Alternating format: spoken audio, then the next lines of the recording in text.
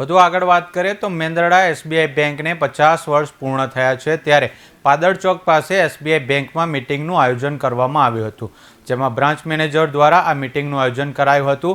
ત્યારે branch manager દ્વારા લોકોનું સ્વાગત સન્માન પણ કરવામાં આવ્યું હતું। બેંકના નવનિર્મિત બિલ્ડિંગમાં ગ્રાહકોની સુરક્ષામાં વધારો કરવામાં આવ્યો છે, ત્યારે ગ્રાહકોને બેંકની કામગીરી વિશે વિસ્તૃત માહિતી અપાઈ હતી। Dhiman Kumar Pande, branch manager, State Bank of India Mendarda शाखा।